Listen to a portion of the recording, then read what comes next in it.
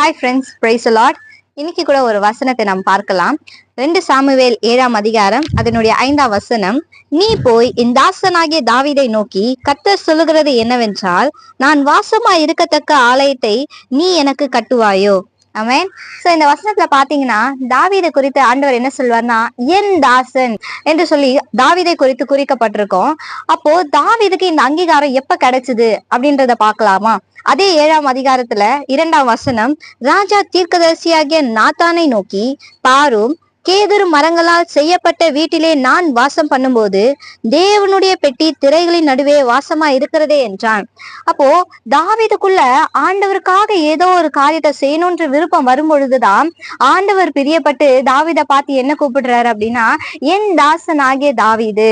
அப்போ இன்னைக்கு ஆண்டவர் என்ன எப்படி கூப்பிடுறாரு, உங்களை எப்படி கூப்பிடுறாரு அப்படின்றது ரொம்ப முக்கியமான ஒரு விஷயமா இருக்கு. அப்போ ஆண்டவருக்கு பிரியமா நான் என்ன செய்யறேன், அப்ப ஆண்டவர் என்னை இன்னைக்கு ஒரு அடையாளத்தோடு ஒரு அங்கீகாரத்தோட கூப்பிடுறாரு அப்படின்னா, அப்ப நான் ஆண்டவருக்கு ரொம்ப பிரியமா இருந்திருக்கேன் அப்படின்னு தானே அர்த்தம். இன்னைக்கு உங்களை ஆண்டவர் எப்படி கூப்பிடுறாரு, எப்படிப்பட்ட அடையாளத்தை அங்கீகாரத்தை ஆண்டவர் உங்களுக்கு கொடுத்திருக்கிறாரு என்று சொல்லி கீழே கமெண்ட் பண்ணுங்க.